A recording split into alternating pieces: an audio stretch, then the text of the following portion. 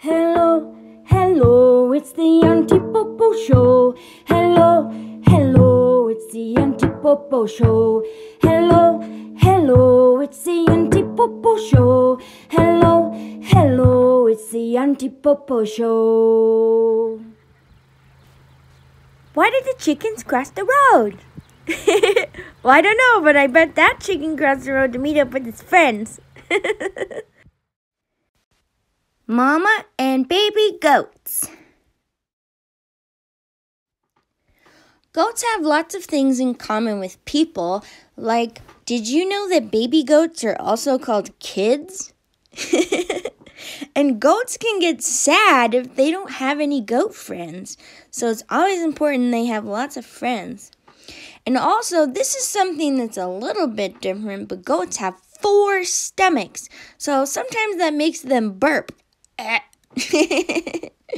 And also, a really good fact about goats is they're very, very good at climbing.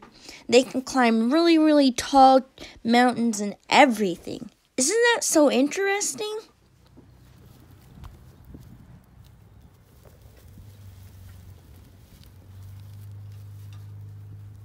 Hey, Mama Goat. Here, Mama Goat and the baby goat. Goats eat grass, but they're also foragers, so they probably eat lots of stuff like flowers and sticks and lots of stuff. But they definitely like to eat grass. They're like little lawnmowers. They're so cute. Aw, I just love them so much. Aw.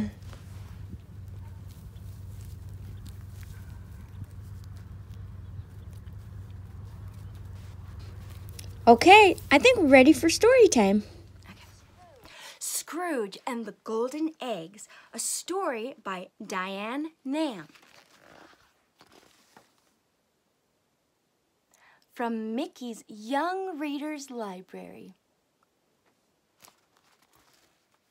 One bright spring day, Donald brought a goose for Grandma Duck. It was a very beautiful goose. As Donald was walking to Grandma's farm with the goose, he didn't notice his nephews, Huey, Dewey, and Louie. They were all playing ball beside the road. "Look," said Huey, "Uncle Donald is carrying a goose."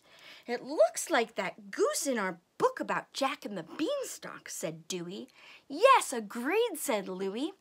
"Do you think it lays golden eggs like the one in the book?" he wondered. "Probably," said Dewey. "It looks just like that goose."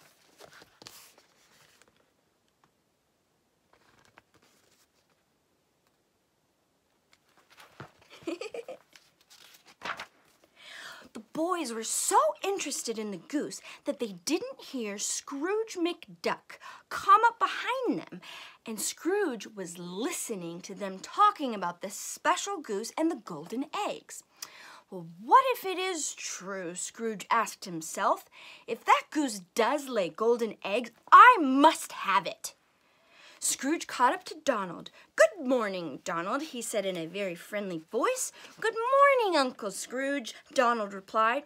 "My, that's a beautiful goose you have there," said Scrooge. "Oh, why, thank you," said Donald. "It is a lovely bird."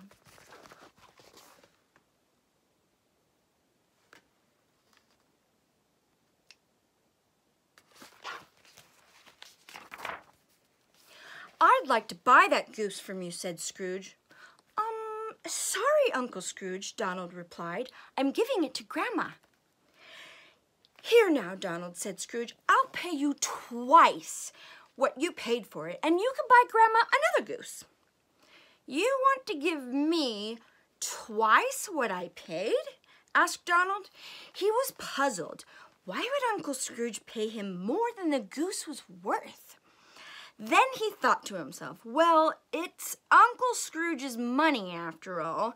He must know what he's doing, and if I sell him this goose, I can buy 2 just like it for Grandma.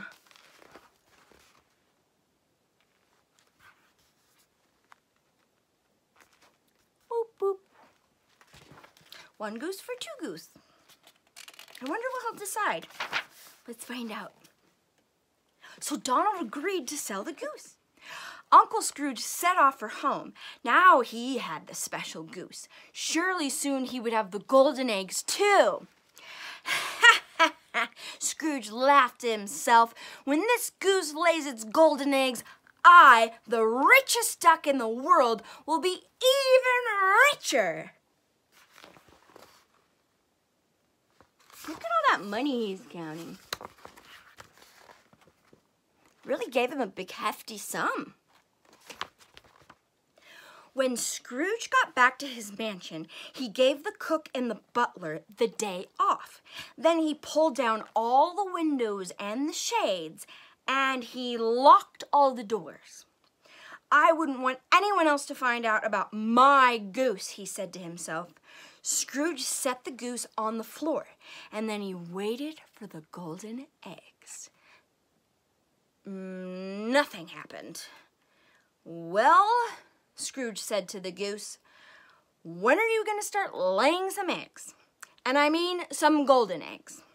The goose looked at Scrooge with his bright brown eyes, and he gave a soft honk. Still nothing happened. No eggs appeared.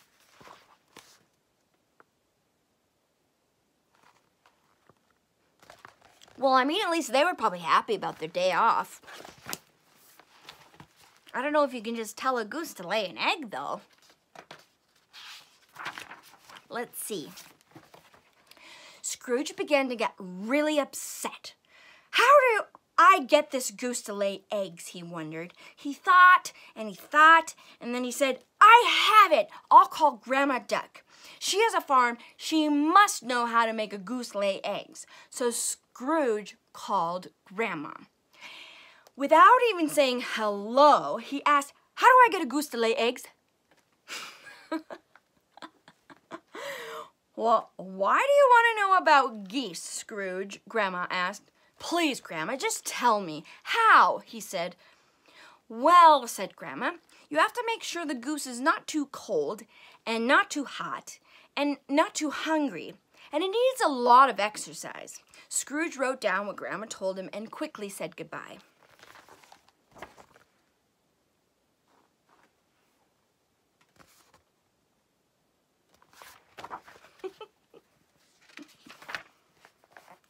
Just then, Grandma heard a knock on the door. It was Donald, and he had brought her 2 beautiful white geese. Why, thank you, Donald, said Grandma. Isn't this strange? I was just talking to Scrooge about geese. I guess that's because I just sold him one, said Donald. He paid me twice what it was worth. Goodness, said Grandma. It isn't like Scrooge to pay more than a goose is worth. I wonder why he wanted the goose so badly. I don't know, said Donald. Maybe he wanted some goose eggs for breakfast. That's a good guess.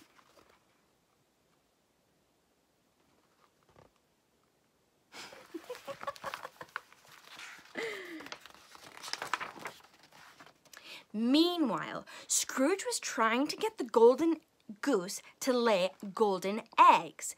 And looking at his notes, he read, not too cold. Perhaps it is a little cold in here. So Scrooge set the goose in his favorite chair, and he lit a fire in the fireplace. And then he pulled the chair close to the fire. Next, he covered the goose with a nice soft blanket. And then he sat back to wait for the golden eggs. Oh man, look at this. He built a fire for a goose and put his blanket on him. Oh, Scrooge is so funny. He doesn't even know how funny he is. The goose began to get really warm, and it held up its wings away from its body, and its feathers started to droop. The goose looked at Scrooge, but it had not laid one egg. Scrooge was pretty warm himself, and he looked at the notes again, and he read, not too hot, oops. So quickly Scrooge pulled the blanket off the poor goose, and then he put out the fire and moved the chair away from the fireplace. It's really hot.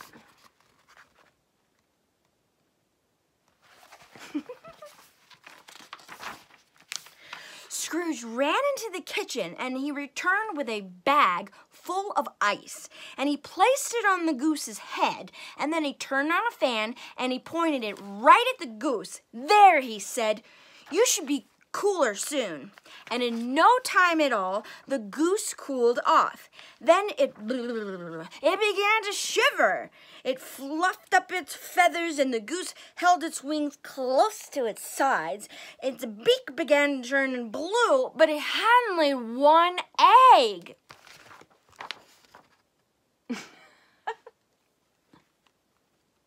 He's gonna get that poor goose sick if he keeps doing that. Hot, cold, hot, cold. Crazy, Mr. Scrooge. By the time Scrooge had pulled a blanket over his shoulders to keep himself warm again, he read over Grandma's notes. "Not too hungry," he read. "That must be it." So Scrooge turned off the fan and he took the bag of ice from the goose's head. Then he hurried to the kitchen to make some nice hot soup. "Here you go, goose," he said, setting the soup bowl in front of the goose. The goose stared at Scrooge with its bright brown eyes, but it did not eat. And it laid not one egg. He's reading all the notes, but I don't think he's getting it. This goose is becoming quite the guest of honor. "What do I have to do to make you lay eggs?" Scrooge cried. "I want some of those golden eggs." The goose just stared back at Scrooge. What else did Grandma say to do? Scrooge wondered. It needs exercise, that's it. So the next thing the poor goose knew, it was running around outside. Scrooge was running after it. As Scrooge chased the goose, he said, "If it gets exercise you need, then exercise you get, goose."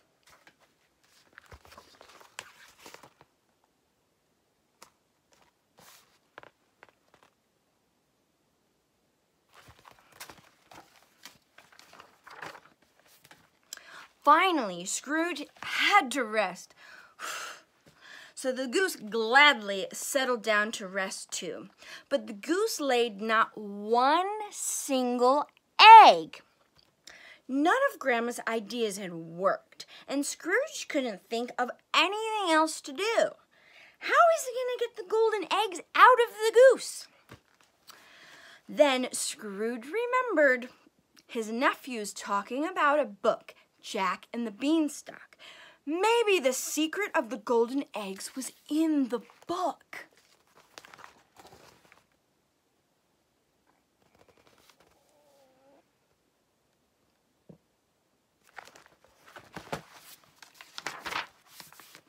Quickly, Scrooge went to his bookshelf and took down the book. He opened it to the picture of the goose, and sure enough, the goose was laying golden eggs. Scrooge ran out into the backyard with the book, and he pushed the picture of the book of the goose laying a golden egg under the goose's beak. And he says, "See this?" he shouted. "This is what you're supposed to do." The goose looked at the book and then looked up at Scrooge and blinked its eyes, but it did not lay one egg.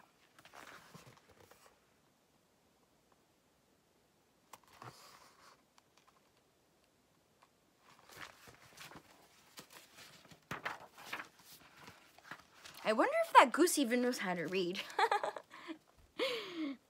Scrooge looked at the book again. Maybe if he acted more like a giant, his goose would act a little more like a goose that could lay golden eggs. So Scrooge stood up as tall as he could, and he read the giant's words from the book. "Lay, goose, lay!" And he used his loudest voice.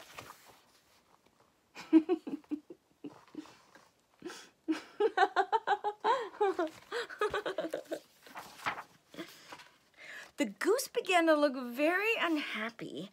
It ruffled its feathers, and the goose wasn't used to people yelling at it in loud voices. It stared right at Scrooge. Then it gave a loud honk, but it laid not one egg. So Scrooge, he couldn't stand it any longer.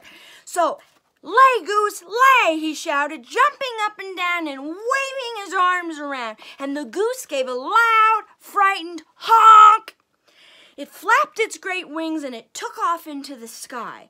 And it laid not one egg. Wow, he's so mad at the goose. Oh, I'd get out of there too if I had a crazy Scrooge McDuck yelling at me like that. Just then Donald came by. "Uncle Scrooge," he called, "how are you getting along with your new goose?" "That silly goose flew away," moaned Scrooge, "and it didn't lay one golden egg." "Golden egg?" repeated Donald. "Real geese don't lay golden eggs. That only happens in fairy tales." Suddenly, Scrooge understood how silly he had been, but he didn't want his nephew to know, too. "Good old egg, I said," Scrooge shouted. "It didn't lay one good old egg." He didn't want to say golden egg, so he made it up to say like he said, "Oh, I said good old egg. I didn't say golden egg." Oh, man. "Well," said Donald, as he watched the goose disappear into the sky, "I'm sorry you lost your goose, Uncle Scrooge. I'll be glad to get another one for you, if you'll give me twice what I pay for it again." This was more than Scrooge McDuck could stand, and he went back inside his mansion and he slammed the door. "If I hadn't been so greedy," he thought sadly, "I wouldn't have lost my money or the goose." He began to feel better when he got into his money room. It was the one place that he could always make him feel better. "I may be poorer than I was before," he told himself, "but I'm still the richest duck in the world." Wow. I don't know if he learned his lesson very good. What a silly duck. What a silly, silly duck. Man, he just acted so crazy, didn't he? And, all because he heard somebody say something. And I think that's actually a good story to think about because, you can't just believe everything you hear from somewhere else. You have to know whether what you're hearing is real or not, because you wouldn't want to end up with a crazy goose at your table that you're making hot and cold and all this other crazy stuff because you think it's going to lay a golden egg. That's just hilarious. So it's always good to know what you hear and to know the truth. I hope you enjoyed the story today, and I just wanted to say thanks again for stopping by, and stay tuned for some music.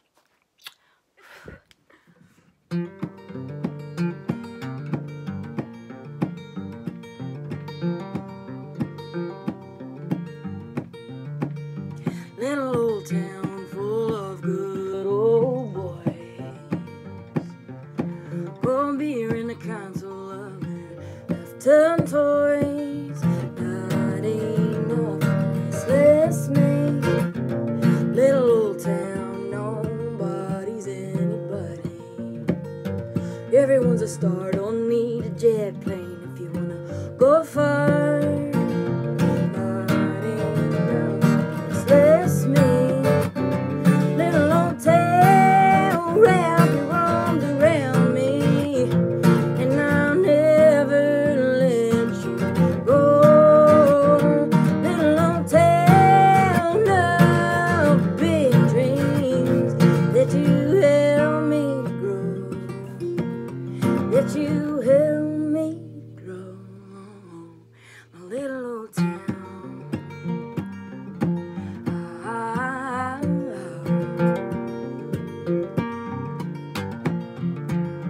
Friday night fights and not on the TV. Saturday jamboree, boys, girls dancing, selves free. Not